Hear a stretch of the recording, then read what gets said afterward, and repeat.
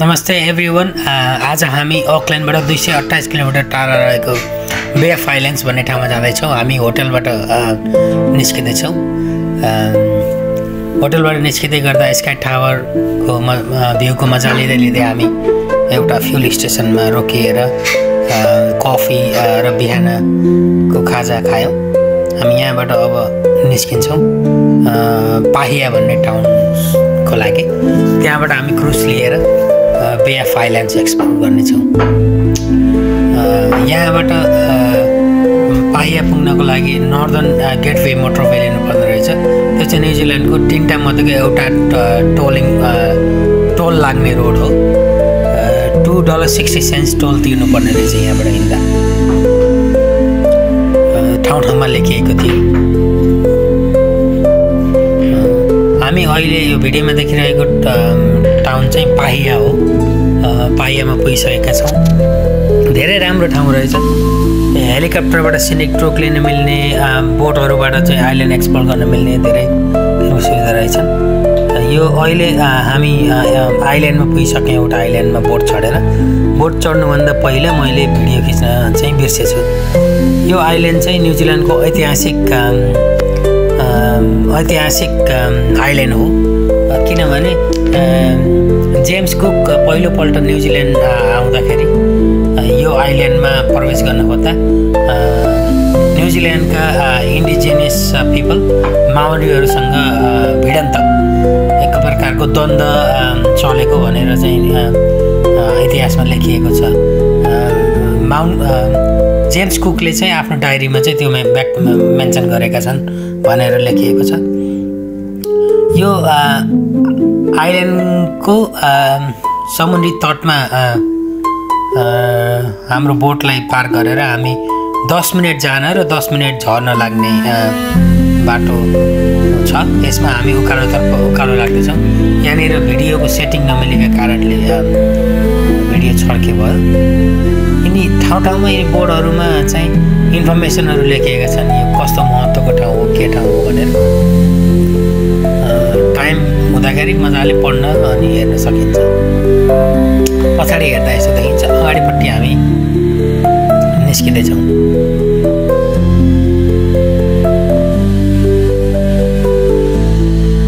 अर्को कुरा, त्यत्रो बोट चढेर जानुपर्ने सहजै जो कोही पनि जान नसकिने ठाउँ भएको भए तापनि हिँड्ने उकालो ओह्रालोमा सजिलै हिँड्न मिल्ने गरी बाटोहरू बनाइएका छन्। मजाले हिँड्न मिल्छ। ठाउँमा रोकिएर फोटो खिच्न मिल्ने ठाउँहरू छ। हरेक ठाउँमा पुग्दाखेरि हरेक फरक दृश्य देखिन्छन्। एकदम रमाइलो। यो टोटल स्टेपहरू 239 स्टेप छन् भन्ने चाहिँ उसले गाइडले भनेको सुनेको थिएँ। यहाँनिरबाट यस्तो दृश्य देखिन्छ। फोटो खिच्नको लागि बनाइएको अथवा हेर्नको लागि। यो म्यापमा हेर्दाखेरि हामी बिचबाट हिँड्दै हामी यहाँनिर आइपुगिसकेका छौँ र अझै हिँड्नु छ। यहाँबाट माथि अहिले माथि देखिरहेको ठाउँ नै हाइएस्ट ठाउँ हो सायद। यहाँबाट तल हेर्दा धेरै राम्रो देखिन्छ। हरियाली। भिडियो र फोटोहरूमा चाहिँ यति राम्रो आउँदैन। लाइभ हेर्दाखेरि धेरै राम्रो छ।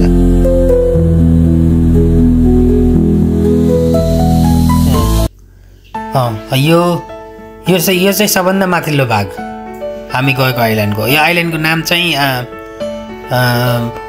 मोटु Arohia island in Maori and Robertson island in English. यहाँबाट टाढासम्म साना आइल्यान्डहरू देखिन्छ। घरहरू पनि छन् अरू आइल्यान्डहरूमा। केका लागि बनाइएका हुन्, बसोबास छ कि छैन जस्ता कुराहरू चाहिँ थाहै भएन। सोद्धा नि सोधिएन। धेरै समय छैन। अब हामी यहाँ हेरेर झरिहाल्नुपर्छ।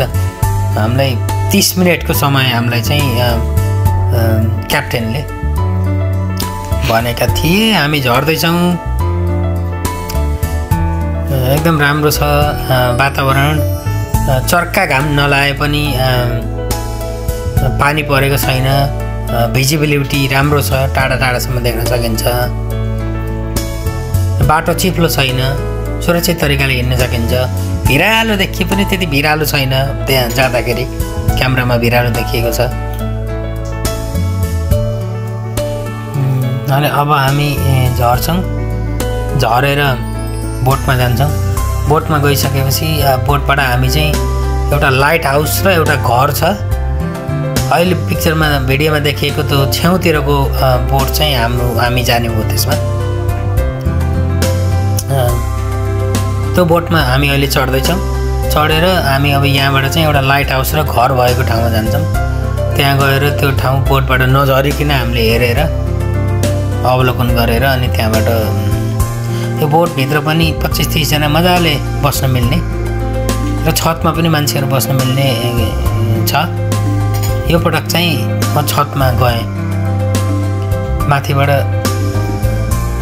अलग्गै मजा थियो, तल र माथि बस्नुमा एकदम रमाइलो। हावा धेरै, छालहरू धेरै आएर अनि डाइभ गरे जस्तो हुन्थ्यो, तर धेरै रमाइलो। फोनै खसेको जस्तो थियो, तर पनि म्यानेज गरेर भिडियो खिचेँ मैले।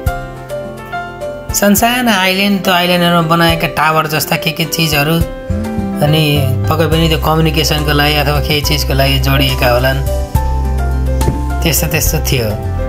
भिडियोमा जस्तो देखिन्छ त्योभन्दा धेरै राम्रो थियो। लाइटिङले गर्दा अलि राम्रो आएको पनि छैन।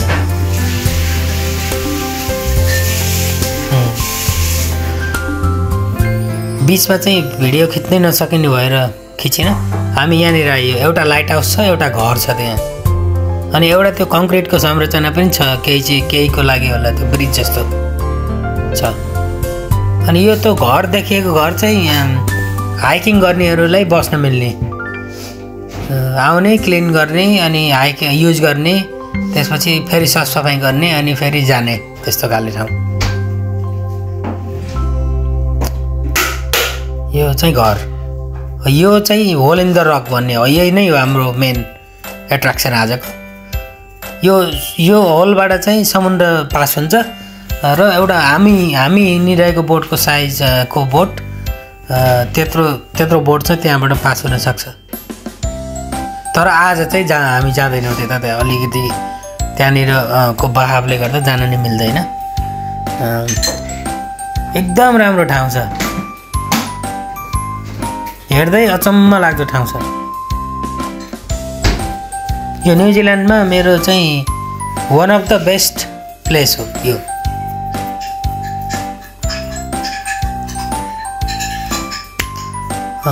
अनि यहाँनिर एउटा केप पनि छ, पानीकै केप, पानीभित्रैसम्म गएको छ।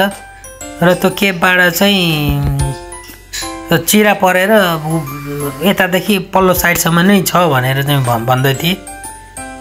त्यो देखाउँछ एकछिनमा। यो केभ हो, नजिकै लगेर देखाएका थिए। यहाँनिर चाहिँ परैसम्म अलि भित्रैसम्म अनि अर्को साइडसम्म नै पास भएको छ भनेर चाहिँ भनेका थिए। धेरै राम्रो फोटो खिच्ने, धेरैजना तल बसिरहेका मान्छेहरू पनि माथि आएर फोटो खिच्ने, भिडियो बनाउने गरिरहेका थिए। भिड भएको थियो माथि। अनि यो चाहिँ अर्को आइल्यान्ड, यो आइल्यान्डमा हामी आइपुग्यौँ। यो आइल्यान्डमा चाहिँ एउटा रेस्टुरेन्ट पनि छ, ओटेही बे रेस्टुरेन्ट। अनि यो आइल्यान्डको नाम चाहिँ उरुपुकापुका आइल्यान्ड। यो पनि माउरी नेम जो हो, इङ्ग्लिस नेम पनि थियो होला, खै उरुपुकापुका आइल्यान्ड भनेर नै चिनिन्छ यसलाई। यहाँ चाहिँ माछाहरूलाई खुवाउने व्यवस्था रहेछ।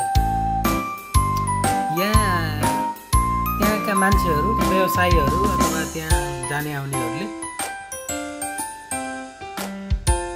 आफ्नै पहलमा यहाँको मरिन भनेको समुद्रभित्रका सी लाइफहरूलाई चाहिँ फिड गर्ने, नमार्ने र यिनी माछाहरू चाहिँ मार्न पाइँदैन, तर स्वतः स्फूर्त रूपमा सबैले आफूले मारेर गरेको कुरा।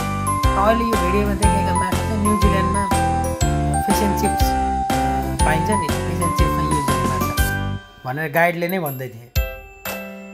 त्यो नाम पनि भन्दै थिएँ, मैले एक्ज्याक्ट नाम बिर्सेँ।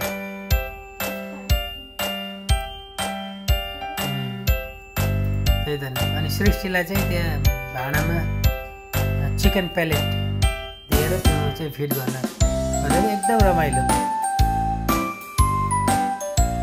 अनि हामी अब यो माछालाई खुवाउने यो आइल्यान्डमा चाहिँ 30 मिनटको हाइक पनि गर्नु मिल्छ पनि, तर वेदर अलिकति राम्रो नभएको कारणले अहिले त्यतातिर चाहिँ हामी गइएन। अब हामी यो आइल्यान्डमा चाहिँ यति गरिसकेपछि हामी यहाँबाट रसल भन्ने ठाउँमा जान्छौँ, पाहियाको पारिबाट। त्यसपछि पाहिया गएर पाहियाबाट हामी यो ठाउँ अहिले देखिरहेको ठाउँ फङ्काराई फल्स हो। यो चाहिँ 65 किलोमिटर हो सायद पाहियाबाट। त्यहाँ अकल्यान्डतर्फ 65 किलोमिटर जाँदाखेरि फङ्काराई भन्ने ठुलो टाउन आउँछ नर्थल्यान्डको, त्यसको चाहिँ नजिकै छ यो। अत्यन्तै सुन्दर छ यो, तर पानी पर्यो। अनि फाइनल्ली हामी अकल्यान्ड फर्क्यौँ र यसरी हाम्रो आजको दिन सकियो र साह्रै रमाइलो।